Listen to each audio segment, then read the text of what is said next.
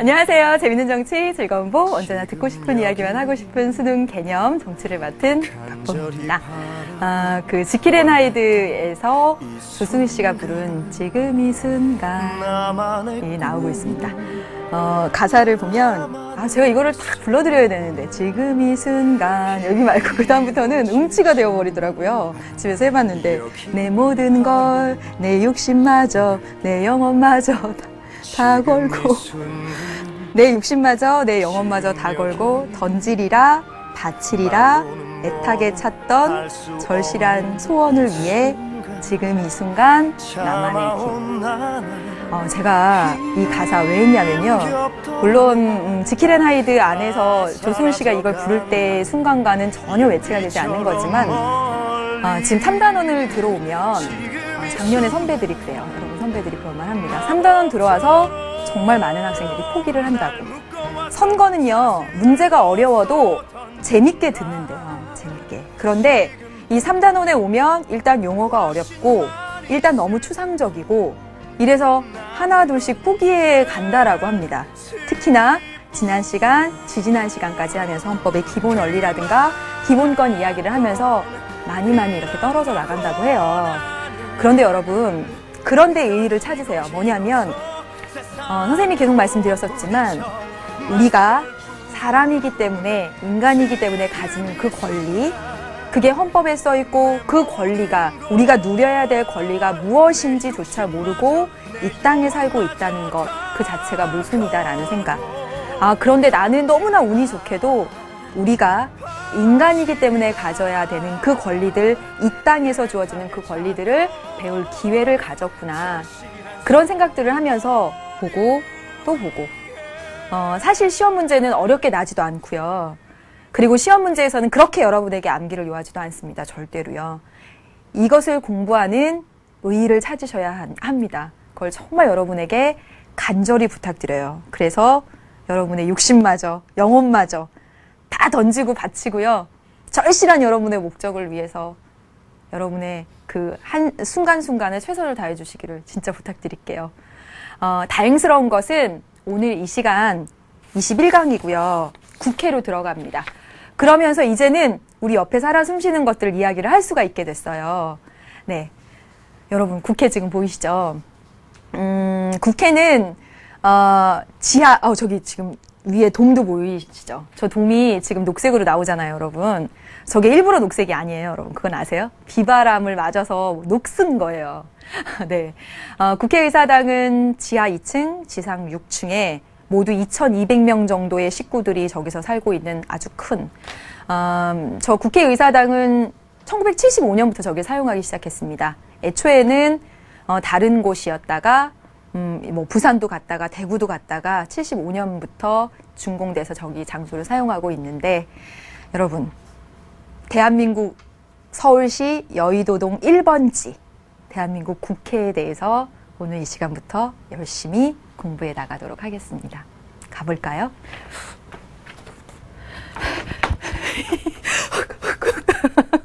국회에서부터 뛰어온 거예요. 네, 아니죠. 네, 뭐 비웃지 마세요. 오늘 이 시간에 여러분 123페이지고요. 국회의 지위와 구성입니다. 그래서 국회 조금 구체적인 것으로 들어왔기 때문에 여러분 힘내셔서 3단원 진짜 포기하시면 안 됩니다.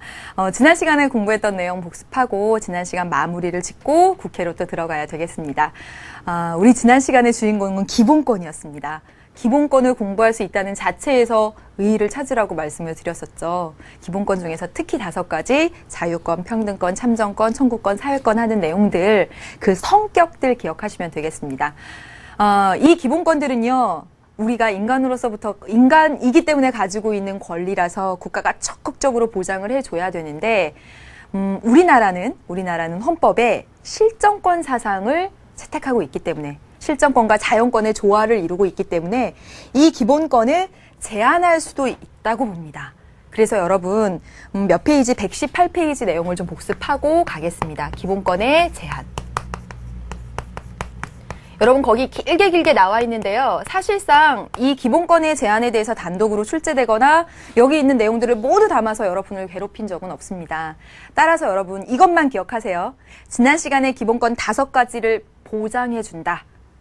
기본권 진짜 많지만 그중에 헌법에 써 있는 그 5가지 보장해준다라는 내용을 배웠다면 그것이 자연권 사상에 입각해서 절대적으로 국가가 보장해줘야 될 의무를 가진다면 실정권 사상에 따라서 현실에서 정해준 권리가 바로 기본권이기 때문에 이 기본권은 필요에 의해서 제한될 수도 있다라는 이야기를 좀 해보겠습니다. 그래서 여러분 118페이지 헌법 제37조 2항의 내용을 분석해보면서 이 부분을 정리를 할게요. 우리 헌법 제37조 2항에 가면 이런 얘기가 나옵니다.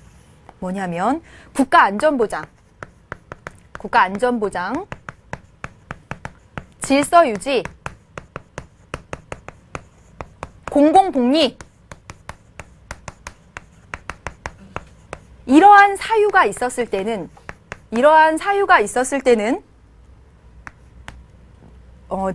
제한의 방법,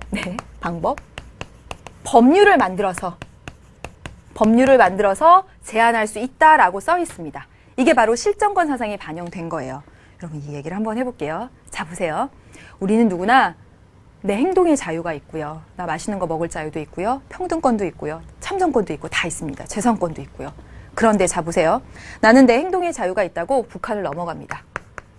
북한으로 놀러 갈 거예요. 여행.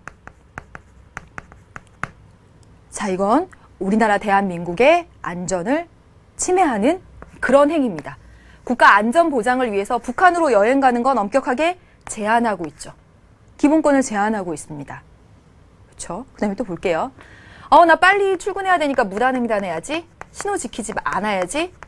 이렇게 하면 어떻게 합니까? 경찰이 와서 삐 해가지고 벌금 냅니다. 안 된다고 해요. 우리나라 질서를 유지하기 위해서. 또 볼게요. 국가가 공공복리를 위해서 댐을 건설한대요. 그러면서 내 땅을 가져갑니다. 그 땅에다가 댐 좀 지어야 되겠습니다. 하고 재산권 행사에 제한을 가하고 있어요. 자, 보세요. 북한으로 여행 가는 거, 무단 횡단하는 거, 그리고 내 땅에다 댐 짓는 거. 이런 것들 내 재산의 자유 또는 내 행동의 자유 이런 것들을 제한하고 있습니다. 그런데 그 제한의 목적을 보면 국가 안전을 보장하기 위해서 그리고 질서를 유지하기 위해서 그리고 공공의 복리를 위해서 하는 것들이에요. 그래서 이런 사유가 되었을 때는 기본권을 제한할 수 있어요. 행동의 자유권, 재산권 이런 것들을 제한할 수가 있습니다. 뭘 만들어서? 법률을 만들어서. 그래서 물론 폐지 논란도 많이 있지만 국가보안법을 통해서 또는 도로교통법을 통해서 도로교통법을 만들어서 무단횡단하면 혼나 이렇게. 그렇죠? 그 다음에 이렇게 토지 수용하는 거 관련해서 국토 이용에 관한 법률 이런 걸 만들어서 제한을 하고 있습니다. 방법은 반드시 법률로서. 그런데 제한할 수 있어요. 그런데 국가가 기본권을 제한하는데 한계가 있어요. 분명히. 뭐냐면 절대로 그 기본권의 본질적인 내용을 침해할 수 없습니다. 침해하면 안 됩니다. 이 본질적 내용이라는 말이 굉장히 어렵게 들리는데 이게 뭐냐면 그 기본권의 핵심이 되는 것은 침해하면 안 된다라는 얘기입니다. 무슨 말이냐면 자 보세요. 댐 건설해야 돼요. 당신 땅에 댐 건설해야 됩니다. 땅 주슈 빼서요. 이거는 재산권의 본질적인 내용을 침해하는 거예요. 이건 안 된다는 거죠.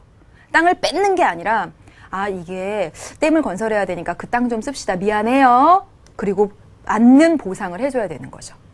그래서 그 땅에 대한 재산권에 제한을 가하고 있지만 그거 자체를 빼앗아 오진 않습니다. 또 보세요. 범죄를 저질렀어요. 그럼 체포합니다. 신체의 자유에 제한이 가해지죠. 신체의 자유에 제한이 가해집니다. 그런데 절대로 뭐 할 수 없어요? 고문 이런 거 할 수 없습니다. 그러면 신체 자유의 본질적인 내용을 침해하는 거거든요.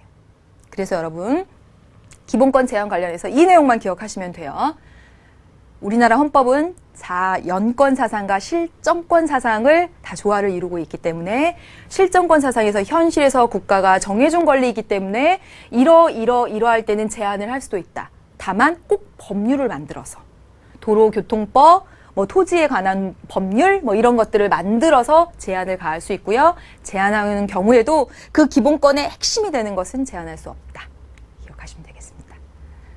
이제 마지막으로 남은 거 국민의 의무입니다. 의무를 이렇게 헌법에 규정해 놓은 이유는, 자 보세요. 헌법에 분명히 국민의 권리와 의무라고 해놨거든요. 의무를 이렇게 써놓은 이유는 헌법에 써 있는 거 말고 다른 의무는 절대로 국민에게 부과하지 못하게 하기 위해서. 의무는 어쨌든 강제사항이잖아요. 이거 외에 다른 거 부과하지 못하게 하기 위해서 써놓은 겁니다. 그런데 의무에는 두 가지가 있어요. 하나는 고전적 의무다라는 것하고 또 현대적 의무, 이렇게 나눌 수가 있습니다. 어렵지 않아요. 고전적 의무는 정말 의무로서의 성격만 지니는 거. 반드시 해야 될 강제력을 가지는 것. 예를 들면 국방의 의무와 납세의 의무입니다.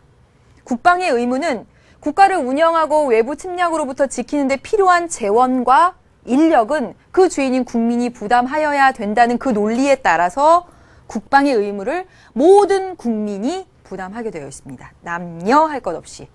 네. 왜 근데 여자는 군대 안 가나요? 네, 여자는요, 국방의 의무는 있는데 병역의 의무가 없거든요. 네. 그 다음에 납세의 의무. 납세의 의무. 국가 재정을 조달하는 원천, 그 재정적 부담은 당연히 그 사회 구성원인 국민이 지어야 한다는 원칙하에. 그래서 국방과 납세는 어떤 권리를 받기 때문에 그에 대한 반대급부로 의무를 행사하는 것이 아니라 그냥 순수한 의무이기만 한 겁니다. 국방과 납세, 순수한 의무. 정리. 그 다음. 그런데 이제 현대적 의무는요, 그것이 의무이기도 하지만 권리로서의 성격을 같이 가져요. 그래서 뭐 있냐면 교육의 의무, 근로의 의무, 환경 보존의 의무, 재산권 행사의 공공복리 적합성의 의무 같은 것은 현대적 의무입니다. 교육을 반드시 받아야 되고요. 중학교까지 안 보내면 우리 의무교육하고 있기 때문에 그런 부모님들이 혼납니다, 국가에. 그리고 근로의 의무. 뭐 근로 안 한다고 해서 혼나는 건 아니죠. 이거는 좀 뭔가 윤리적인 차원의 의무입니다. 환경 보전의 의무, 그 다음에 재산권을 행사할 때 내 돈이니까 내가 알아서 쓰는 거야 라는 것이 과거의 근대 이후의 생각이었다면 현대 복지국가에서는 내 재산을 쓰지만 그것은 공공의 복리에 아주 적합하게 써야 된다는 그런 의무가 현대적인 의무입니다. 이 네 가지가. 그런데 현대 의무는요, 방금 말씀드렸다시피 권리이면서도 의무의 성격을 가지고 있다라고 말씀드렸잖아요. 그래서 보시면 교육, 근로, 환경. 선생님이 어떤 기본권이라고 했어요? 국가의 교육을 받을 권리, 깨끗한 환경에서 살 권리, 근로의 권리를 요구할 수 있는 거 사회권이죠. 그래서 사회권이라는 권리의 성격을 가지면서 동시에 의무의 성격을 갖는 거. 또 재산권 행사의 자유가 있죠. 그렇죠?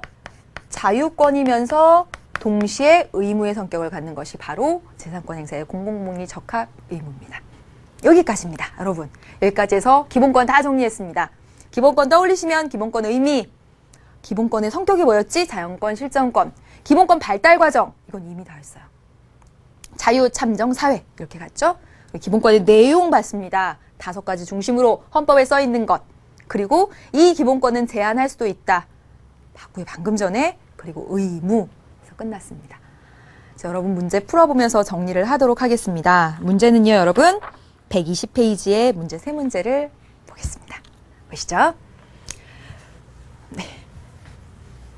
2008년 3월 문제입니다. 밑줄 친 부분에 대한 옳은 설명을 보기에서 고른 것은, 볼게요. 우리 헌법에서 모든 국민은 인간으로서의 존엄과 가치를 가지며 국가는 개인이 가지는 절대로 침해할 수 없는 이 기본적 인권을 확인하고 보장할 의무를 진다. 여러분, 어떤 사상이 나타나 있어요? 절대로 침해할 수 없는. 네, 자연권 사상이 나타나 있죠. 그리고 자, 인간으로서의 존엄과 가치 해서 대장 기본권, 목적 기본권, 기본권의 목적 조항이 나타나 있습니다. 됐죠? 볼게요. 그래서 이것은 우리 헌법의 최고 객관적인 규범인 동시에 헌법의 구성 원리다. 최고 가치 지표다. 보겠습니다. 기억, 인간이 목적적 존재임을 나타내고 있다. 인간 존중. 맞죠? 수단이 되면 안 된다. 섬김의 대상이 되어야 한다. 예스. 네. 두 번째, 기본권의 천부 인권성 나타내고 있죠. 뭐라고요? 불가침, 자연권 사상, 천부 인권 사상. 그렇죠. 네, 맞습니다. 다음. 국가 권력의 우월적 지위를 인정하고 있어요. 자, 보세요. 국가는 개인이 가지는 절대로 침해할 수 없는 권리를 보장할 의무가 있는, 국가는 기본권 보장을 위한 수단이다. 그 얘기죠. 절대성 아닙니다. 민주주의가 지향하는 궁극적 가치를 나타내고 있죠. 그게 뭐예요? 민주주의가 지향하는 궁극적 가치가 인간 존중. 오케이, 맞네요. 다음 보겠습니다. 자, 보세요. 다음 예화를 통해 강조하고 있는 기본권은 이거 좀 어려웠어요. 당연히 나왔을 때 볼게요. 4명의 로빈슨 크루소들 중에 1명은 우연히 크고 풍요로운 섬으로, 나머지 3명은 작고 황폐한 섬으로 가게 되었다. 이게 사실 세상 살아가는 거죠. 누구는 정말 부잣집에서 태어나고 우연히, 누구는 정말 가난한 곳에서 태어나고 우연히. 그렇죠. 이거 그 얘기입니다. 어느 날 이들은 우연히 서로의 존재를 알게 되었다. 우리 서로 존재를 알죠? 쟤는 운이 좋아서 우연히 부잣집에서 태어나고 나는 운이 나빠서 우연히 가난한 집에서 태어나면서 서로의 존재를 알아갑니다. 어느 날 이들은 부유한 로빈슨 크루소가 나머지 로빈슨 크루소들에게 자신이 살고 있는 섬의 자원을 나누어 준다면 칭찬받을 일이다. 그렇죠. 우연히 부잣집에서 태어난 애들이 나를 도와준다면 정말 칭찬받을 일이죠. 그렇죠.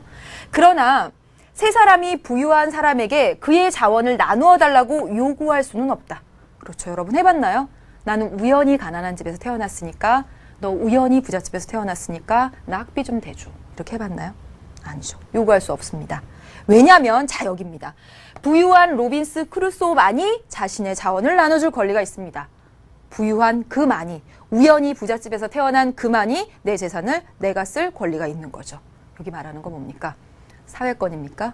자유권입니까? 평등권입니까? 참정권입니까? 뭡니까? 여기 분명히 사회권 아니죠. 사회권 아닙니다. 뭡니까? 자유권입니다. 내 재산을 내가 쓰는 건 바로 그 부유한 로빈슨 크루소 그의 권리다. 자유권을 이야기하고 있는 겁니다. 이해되셨나요? 네. 이제 마지막 문제 보겠습니다. 다음에 나타난 기본권이라고 했습니다. 기본권 하면 대장 기본권, 인간 존중 있고 나머지 개별적 기본권 5가지 생각하셔요. 볼게요. 주권자인 국민은 선거를 통해서 직접적으로 국가기관을 선출하고요. 간접적으로는 어떠한 정부를 원하느냐에 따라서 자신의 의사를 표시해요. 이는 국민 주권의 상징적인 표현으로서 중요한 기본권이 된다네요. 선거를 통해서 국가 구성원을 선출하고 선거권 갖고요. 그럼 이거 기본권 뭡니까? 여러분, 이 기본권 참정권이죠? 참정권에 대한 옳은 설명은 하는 겁니다. 기억! 이 참정권은 직접 민주제 실현을 위한 기본권입니까? 여기 보세요. 선거를 통해서 국가기관의 구성원, 대표를 선출합니다. 그러면 이 참정권에서 말하는 여기 선거권은 직접이 아니라 간접 민주 정치의 실현을 위한 기본적 전제 조건이죠. 아니죠? 그 다음에 니은. 선거 참여는 원칙적으로 자유롭게 이루어져야죠. 원칙적으로 자유롭게. 강제할 수 없습니다. 맞아요. 다음. 선거권의 제한은 민주주의의 원리에 배치될 수 있다. 그렇죠.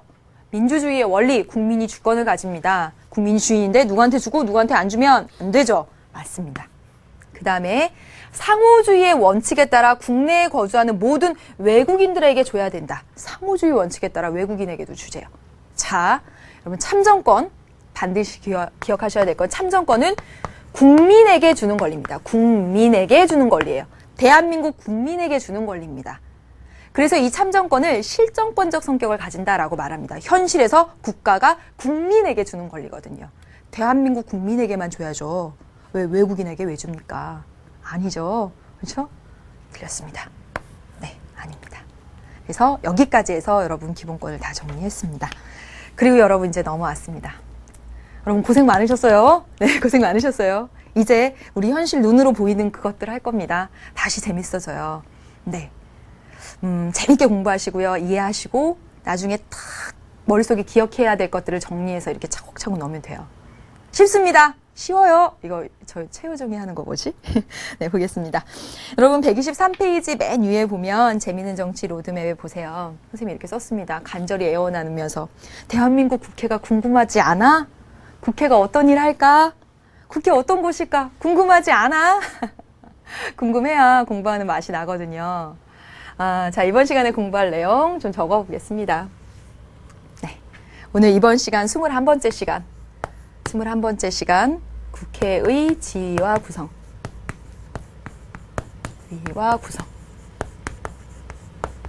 말씀드리면 국회는 이번 시간과 다음 시간 2시간 동안 공부를 할 거예요. 그리고 국회에 관련된 문제는 마지막 2단원 끝날 때 가서 행정부 끝날 때 가서 한꺼번에 풀이를 할 겁니다. 여러분 강의계획서 잘 보시면서 하시죠? 네. 국회의 지위와 구성에 대해서 오늘 이 시간 그리고 다음 시간에 국회의 권한까지 해서 다음 시간까지 쭉 이어간다라는 말씀 드렸어요. 국회는요. 선생님이 한번 그려보겠습니다. 네, 국회. 네. 그래서 막 이 기둥이 몇 개다 막 이런 것도 막 나왔었는데. 네. 그리고 이거 녹슨 거라고 아까 말씀드렸죠. 네. 그럼 보세요. 오늘 배울 내용 첫 번째 국회는 어떤 지위를 갖는지 그 지위와 그리고 어떻게 구성되어 있는지 구성에 대해서 먼저 공부를 하고요.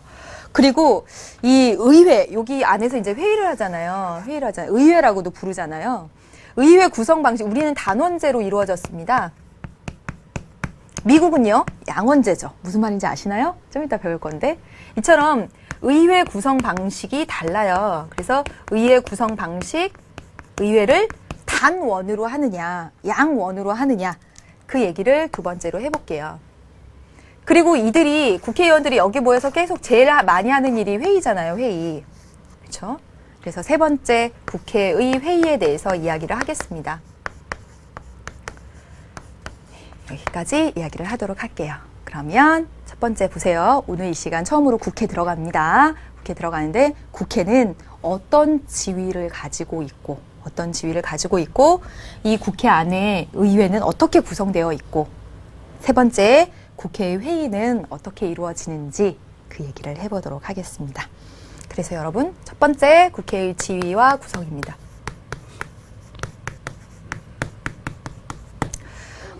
첫 번째 지위 보면요. 예, 국회는 국민의 대표기관이죠. 국민의 대표기관입니다. 국민의 대표기관. 한번 써볼게요. 우리는 이 국민의 대표기관으로 국회를 뽑았잖아요. 그래서 이들에게 크게 이 두 가지를 맡겼습니다. 크게 두 가지를 맡겼어요. 하나는 법 만들어 입법을 맡겼고요. 또 하나는 국민의 대표기관으로 뽑아줬으니까 나라 정치 잘하고 있는지 행정부 또는 사법부를 감시해. 국정, 감시, 통제해. 이것을 맡긴 겁니다. 자, 보세요. 그러면 국회의 지위는 아주 간단하게 나옵니다. 아주 간단하게. 국민의 대표로 국회의원 뽑아줬어요. 그러니까 그 국회는 국민의 대표기관입니다. 그들에게 법을 잘 만들라고 시켰어요. 그래서 입법기관이고요. 그들에게 나라 정치 잘하고 있는지 감시하고 통제하라고 했어요. 그래서 국정감시 통제기관입니다. 어렵지 않죠? 네, 여기까지. 그 다음에 볼게요. 국회는 어떻게 구성되어 있는지 살펴보겠습니다. 자, 우리 교실의 한 반에도 반장, 부반장이 있는데 당연히 국회에도 반장, 부반장이 있죠. 그렇죠? 그래서 국회의 구성을 살펴보면 먼저 의장단이 있습니다. 반장, 부반장을 뽑아요. 의장 1명, 부의장 2명을 뽑습니다.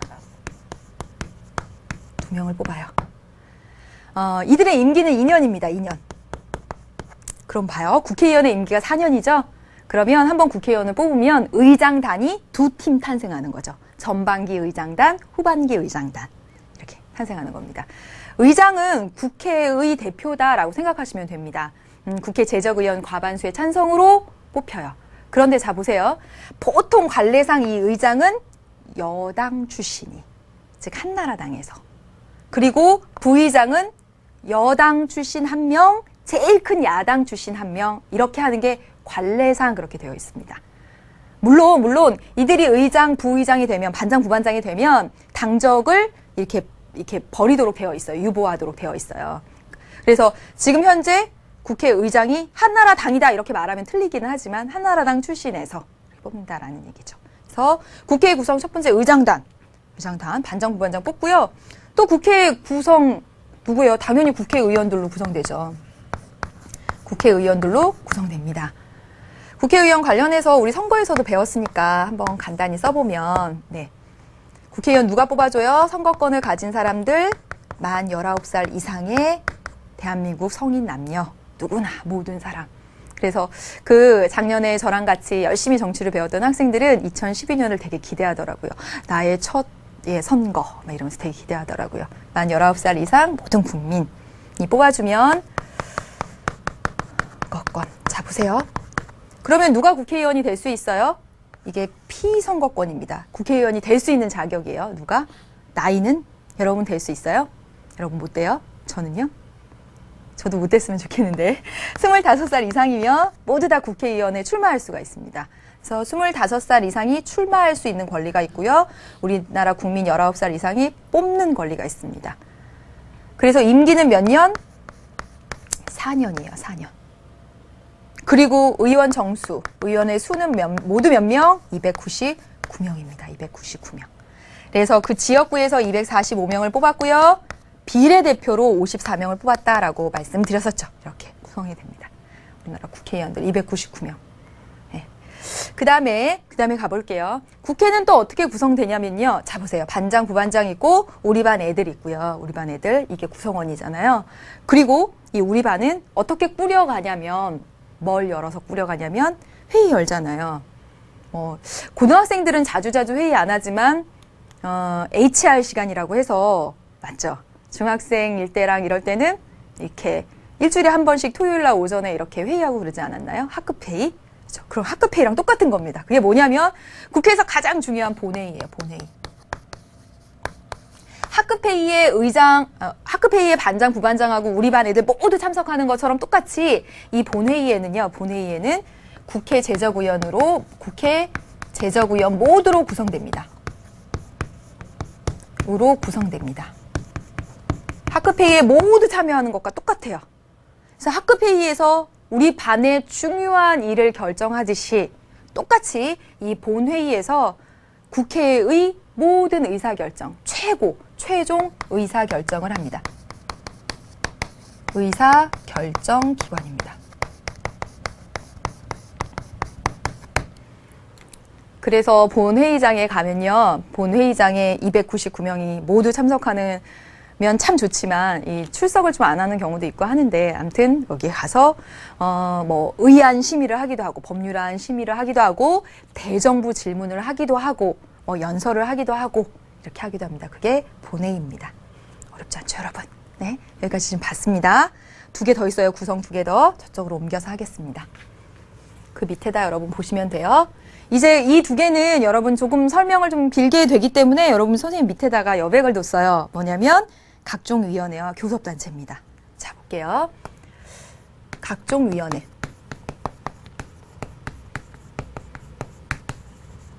선생님이 지금 교실하고 똑같이 설명을 하잖아요. 우리 반 3학년 4반.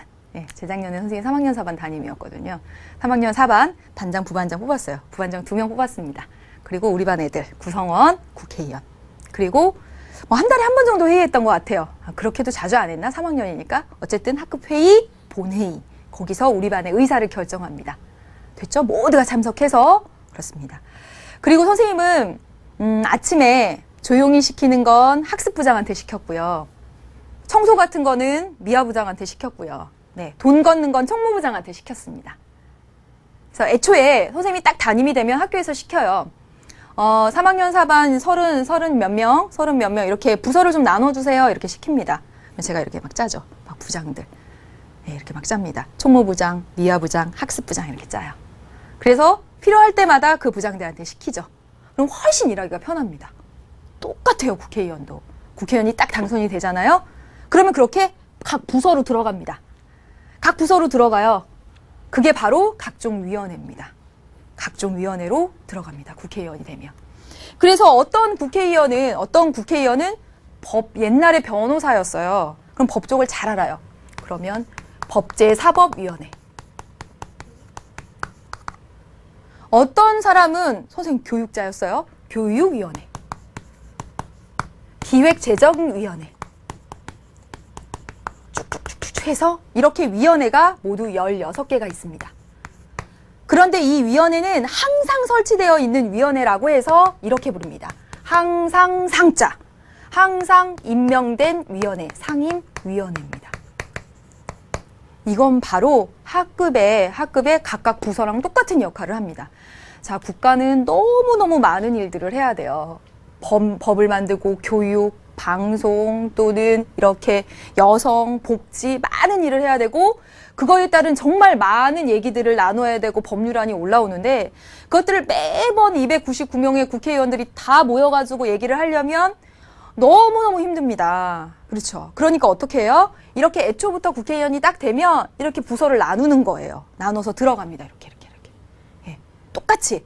우리 반에 환경미화 해야 되는데 전체 다 불러가지고 하면 정신이 없어요. 그러니까 미화부에 딱 맡기듯이 그렇게 하듯이 이렇게 부서를 딱 나눈다는 거예요.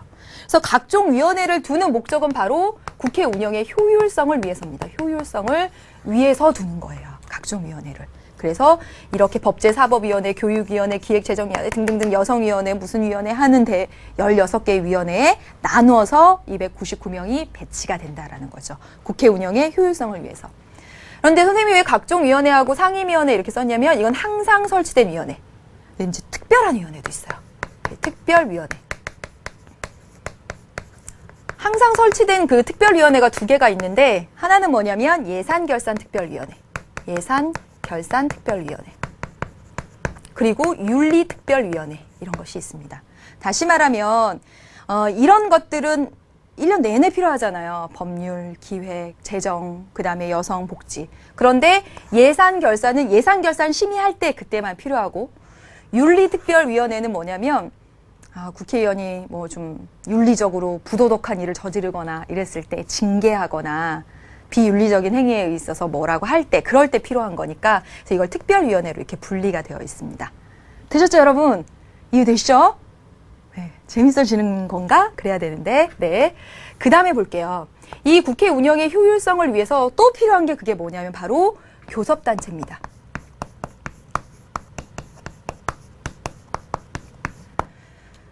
여러분, 교섭단체. 교섭단체의 의미를 먼저 적어볼게요. 선생님 원래 글씨를 잘 쓰는데 올해는 왜 이렇게 글씨가 안 잘 쓰는지 모르겠어요. 어제도 일기에 썼는데 글씨 잘 쓰자. 이제부터 잘 쓸게요. 20인 이상의 소속 의원을 둔 정당 또는 모임이 가지는 지위, 모임에게 주는 지위가 교섭단체입니다. 자, 볼게요. 이 교섭이 뭐냐면, 이 교섭의 뜻이 뭐냐면 이게 사귈 교자예요. 사귈 교자. 그리고 이게 섭이 간섭하다 할 때, 사귀어서 간섭하는 거. 다시 말하면 어떤 일을 이루기 위해서 서로 만나가지고 얘기하는 거. 일을 이루기 위해서 하는 행동, 그게 교섭입니다. 근데 여러분, 이거 들어보셨어요? 이거? 예로 한번 써볼게요. 이건 전혀 상관없는 건데 교섭의 뜻을 이해하라고 하는 거예요. 단체 교섭권.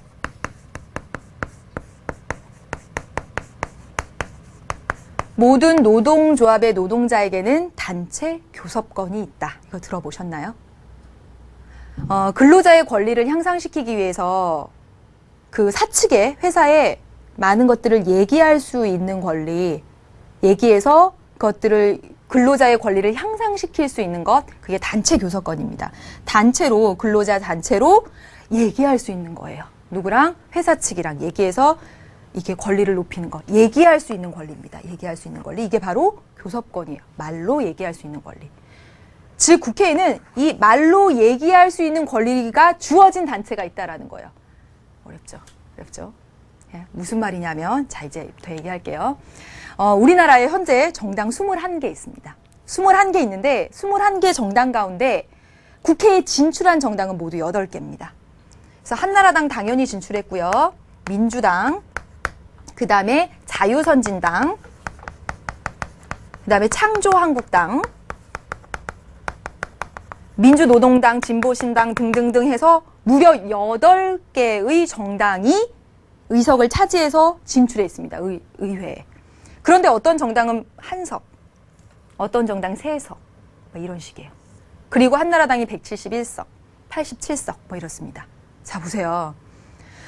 국회는 1년 내내 회의를 하진 않습니다. 다 같이 모여가지고요. 이런 정당들이 다 같이 모여가지고 언제 회의를 할지, 언제 예산 심의를 할지 이런 것들의 계획을 짜야 돼요. 1년 시간표를 짜야 돼요. 그런데 잘 보세요. 이 8개 정당이 다 모여가지고 한석낸 정당, 뭐 세석낸 정당 다 모여가지고 언제 회의할까, 뭐 할까 이렇게 얘기하다 보면 얘기가 안 되죠. 산으로 가겠죠.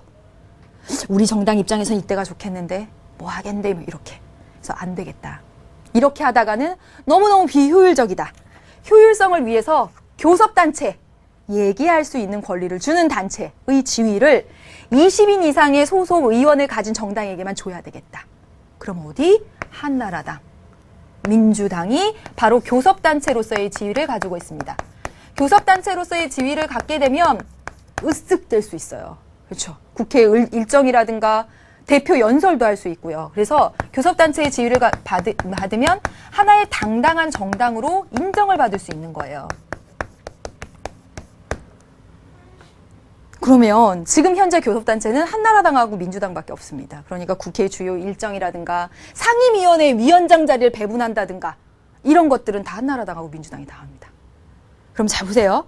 여기 뭐라고 써 있냐면 여기 보세요. 20위 이상의 소속 의원을 둔 정당, 한나라당, 민주당 171석, 87석 당연히 주어지죠.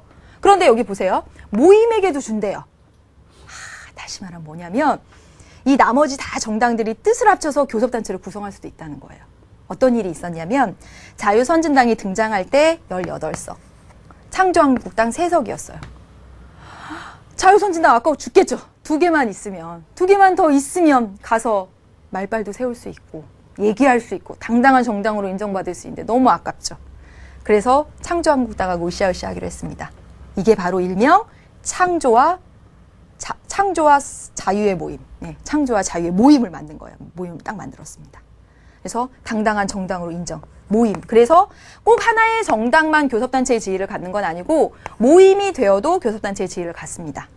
그러나 불행히도 여기서 2명의 의원이 탈당하고 그리고 뭐 의원 자격을 상실하고 뭐 이런 일들이 벌어지면서 여기 16석, 여기 2석 이렇게 되면서 교섭단체의 지위를 잃어버렸습니다. 이해되시죠, 여러분? 그래서 이 교섭단체라고 하는 건 국회 운영의 효율성을 위해서 20인 이상의 소속 의원을 가진 정당 또는 모임에게 주는 지위입니다. 국회 일정이라든가 이런 것들을 회의할 수가 있고요. 그리고 상임위원회 위원장 자리 이런 것도 배분받을 수가 있습니다. 되셨나요? 그래서 16개의 상임위원회가 있잖아요. 즉 다시 말하면 16개의 부서가 있고 그 부장들 있죠. 그 부장들은 다 한나라당하고 민주당에서 나눠 가졌습니다. 이런 정당 못 가져가요. 물론 자유선진당이 딱 하나 가졌어요. 하나. 예전에 한번 그래도 만든 적이 있잖아요. 교섭단체를. 하나. 되셨죠? 그래서 여러분 의회의 지위와 구성에 대해서 보았습니다. 그럼 이제 두 번째 뭐냐면 의회가 아니라 국회의 지위와 구성이죠. 이제 의회의 구성에 대해서 보겠습니다. 두 번째 의회의 구성. 의회 구성 얘기를 해볼게요. 의회 구성은 두 방식이 있어요. 하나는 뭐냐면 하나는 단원제. 그리고 또 하나는 양원제입니다. 여러분 여기서 원자가 어떤 원자냐면 정원하다 할 때 그 원자예요. 원자. 집 원자입니다. 다시 말하면 단원제의 뜻은 뭐냐면 원이 하나다. 집이 하나다. 즉 국회가 하나로 구성되어 있다라는 뜻입니다. 하나의 단일한 협의체로 구성되어 있어요. 국회가, 의회가 협의체로 구성된 것이 바로 단원제입니다. 단원제를 채택하고 있는 대표적인 나라가 우리나라 단원제예요. 단원제를 채택하고 있어요. 하나의 협의체, 299명이 하나의 협의체 속에 들어가 있어요. 예. 이 단원제를 채택하고 있는 나라들이 단원제를 채택하는 이유는 어떻게 이 국회가 국민의 대표기관인데 국민의 대표기관이 양원, 2개로 나눌 수가 있느냐, 어떻게 2개로 대표될 수가 있느냐, 그건 말도 안 된다라고 해서 단원제. 그런데 양원제를 채택하고 있는 대표적인 나라가 미국이죠. 미국 보면 양원제, 집이 2개예요. 어디 위에 있는 집 상원, 아래에 있는 집 하원. 이렇게 2개입니다. 이게 양원제입니다.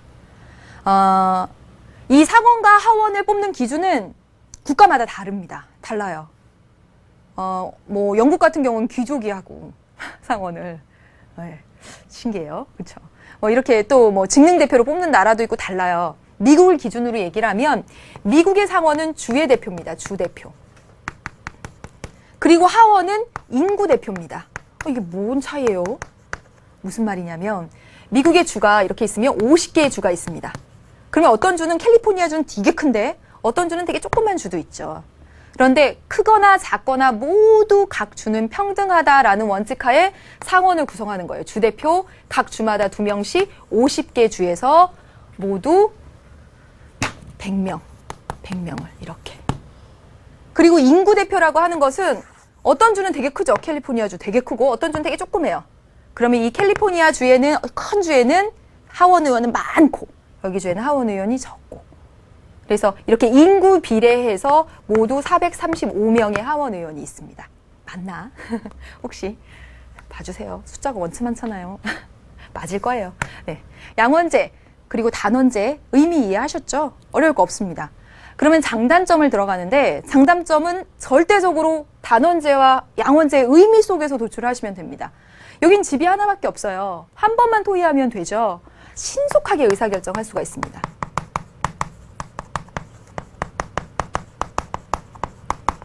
두 개의 원을 꾸리는 것보다 하나를 꾸리니까 비용 절감도 잘 돼요. 비용도 적게 듭니다. 효율성이 높아요. 그리고 자 보세요. 국민의 대표기관인 이 의회가 잘못된 결정을 했다. 여기선 분명히 드러납니다. 이런 국회가 잘못했네. 바로 드러나요. 그런데 여기서는 두 개가 이렇게 나눠져 있으니까 책임 소재가 불분명하죠. 그렇죠? 다시 말하면 단원제의 장점은 집이 하나밖에 없으니까 신속하게 그리고 하나만 운영하면 되니까 비용이 절감되고요. 책임 소재가 분명합니다. 분명해요. 그러면 양원제의 장점을 한번 볼까요? 자, 보세요. 하원에서 하고 상원을 또 거쳐갑니다. 신중한 입법을 할 수가 있어요. 신중한 입법. 실제로 한미 FTA, 참 이제 뭐 우리 사회의 정말 화두가 되었죠. 그거와 관련해서 얘기들이 되게 많은데 우리나라는 그 이제 무슨 입법 얘기할 때 또 얘기를 하겠지만 좀 난리가 나면서 여기서 이제 치러졌잖아요. 근데 미국은 보세요. 하원에서 상임위원회 본회의 거쳐서 통과. 그리고 상원에서 상임위원회 본회의 거쳐서 통과. 하원을 한 다음에 또 다시 상원에서 그게 다 통과되어야지만 그게 효력을 발생시킵니다. 두 번의 과정을 거치기 때문에 신중한 입법을 할 수가 있죠. 그렇죠? 또 하나 행정부와 의회의 대립을 완화시킬 수가 있습니다. 완화. 중재 이런 역할을 해요. 실제로 어떤 일이 있었냐면 여러분 미국 역사상 클린턴 대통령 잘 아세요? 클린턴 대통령이 희대의 성추문 사건에 휘말렸죠. 그렇죠? 그래서 하원으로부터 탄핵 소추를 받았습니다. 탄핵 소추를. 그래서 하원에서는 탄핵시키자라고 해서 결정. 그럼 어디로 올라가요? 상원으로. 근데 상원에서 탄핵이 부결됐습니다. 자, 보세요. 하원에서 클린턴 대통령을 탄핵하겠다. 이렇게 했을 때 정부와 의회와의 대립이 이렇게 극에 달하죠. 그런데 그것을 상원이라든가 여기서 완충작용을 할 수 있다는 거죠. 됐습니까? 그 다음에 또 볼게요. 세 번째, 다수당의 횡포를 견제할 수가 있습니다. 자, 보세요. 보통의 단원제 국가에서 물론 정당이 많으면 이걸 다 쪼개갔겠지만 우리나라 같은 경우도 보면 한나라당이 50%가 넘게 과반수를 여기를 다 차지하고 있습니다. 하나의 정당이 의회를 다 독식하는 경우가 있죠. 즉 다수당의 횡포가 나타나는 경우가 발생할 수 있다는 거죠. 어디서? 단원제에서. 그런데 이 양원제에서는 이 다수당의 횡포를 견제할 방안이 있어요. 그게 뭐냐면 자 보세요. 선생님 이거 여러분 혹시 관심 있을까 모르겠네. 미국의 대통령 선거 이야기를 좀 해볼게요. 현재 대통령은 오바마. 어디? 민주당. 민주당의 이 오바마는 자 여기 한번 해보겠습니다. 2008년에 대통령 선거를 해서 언제까지? 2012년까지입니다. 2012년은 정말 재밌는 해예요. 우리나라에서 국회의원 선거, 대통령 선거, 미국의 대통령 선거, 그 다음에 프랑스의 대통령 선거도 합니다. 왜냐하면 대통령의 임기가 4년이거든요. 4년. 네. 그런데 미국은 굉장히 독특한 것이, 자 보세요. 지금 국회의원이 상원과 하원으로 나눠져 있잖아요. 상원 선거, 상원 의원 선거를 2년마다 치릅니다. 2년마다. 그래서 2008년에도 상원 의원 선거 치렀고요. 여기 2012년, 2014년 2년마다 계속 선거를 치러요. 저희 선생님이 이렇게 점 찍어놨죠. 보세요. 상원의 임기는 모두 몇 년? 6년입니다. 대통령의 임기는 4년이고요. 상원의 임기는 6년이에요. 근데 6년인데 왜 2년마다 선거를 치르냐면 2년에 한 번씩 3분의 1씩 교체를 해요. 3분의 1씩 교체를 합니다. 이렇게. 그리고 하원 선거도 치러야죠. 하원 선거. 하원의 임기는 몇 년이냐면 2년입니다. 2년. 그러니까 2년에 한 번씩 전원을 다 교체합니다. 이제 전원을. 자, 선거 주기가 이해가 지금 되시나요? 그럼 잘 보세요. 여기 대통령 선거고 대통령 오바마가 집권해 있는 이 사이에 딱 중간에 상원 3분의 1과 하원 선거가 치러져요. 그래서 이게 미국에서 있는 독특한 중간 선거다라고 얘기를 해요. 신문 보시면 많이 나올 텐데 중간 선거. 그래서 이 중간 선거는 우리 선거의 기능 배웠잖아요. 정치 권력 견제 기능을 합니다. 그래서 대부분 이 중간 선거에서는 지금 현재 집권하고 있는 정당이 져요. 이해되십니까? 그러겠죠. 정치 권력 현재 잡고 있는 이 민주당에 대한 견제로. 그래서 실제로 2010년에 어떤 대통령이든 중간 선거를 거칠 수밖에 없는 구조예요. 이해되시죠? 누구? 상원의원 3분의 1, 하원의원 전체를 교체하는 선거가 딱 중간에 있습니다. 2010년에 있었어요. 작년에. 그래서 딱 결과를 보니까 어땠냐면 보니까 하원의원 공화당이 이겼습니다. 공화당이 의석을 다 가지고 왔어요. 예. 그런데 상원은 민주당이 여전히 많습니다. 물론 차이가 굉장히 비슷비슷해졌어요. 그래서 결과적으로는 민주당이 졌다라는 말이 나왔습니다. 근데 이 중간선거는 진짜 현재 집권하고 있는 정당의 무덤이에요, 사실은. 선거의 그 기능상 그럴 수밖에 없어요. 그런데 선생님이 여기서 이야기하려고 하는 것은 선거의 기능보다는 바로 이거예요. 상원, 하원으로 돼 있는 양원제 국가에서는요, 이처럼 하원이 공화당이 집권을 다수당이 되더라도 상원은 민주당이 다수당이 되게 함으로써 다수당이 둘 다 차지해서 다수당의 횡포가 나타날 가능성이 작다라는 거죠. 국민들은 참 똑똑합니다. 이렇게. 그래서 이 얘기를 드렸습니다. 여러분 이해되시죠? 네. 그 다음에 이건 이제 반대예요. 예, 이거는 뭐 간단하니까 반대입니다. 이렇게 하시면 돼요. 해볼까요? 단원제는 단점은 여기 신중했는데 여기 신중하게 못하죠. 신중하지 못하다는 거. 신중하지 못한 입법. 그 다음에 여기서 뭐 나타날까요? 다수당의 횡포 나타나겠죠. 이런 문제들 발생시킬 수 있습니다.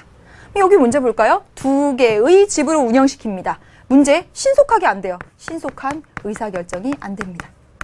느린. 비용 엄청 많이 들죠. 시간과 비용이 많이 듭니다. 그렇죠? 책임 소재 분명한가요?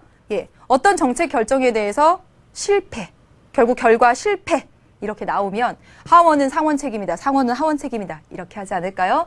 책임 전가, 무책임 이런 거 나옵니다.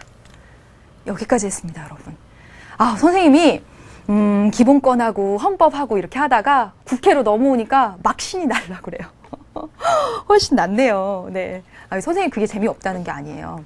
여러분들이 혹시라도 이해를 잘 못할까 봐 여기 앞에 이렇게 앉아 있으면 이해됐어? 알겠어? 질문해봐 이렇게 할 텐데 그게 아니니까 여러분 수강욱이나 여기에 정말 뭐 하나라도 미심쩍으면 막 올리세요. 그래서 서로 소통을 해야 선생님이 더 이해되기 쉽게 할 수가 있습니다. 오늘 국회 해봤는데요. 다음 시간까지 국회 쭉 한다고 했잖아요. 그래서 국회 회의, 그 다음에 입법 권한, 국회의 권한 4가지 다음 시간에 마저 공부하도록 하겠습니다. 열심히 챙겨가지고 오세요. 복습 많이 하시고요.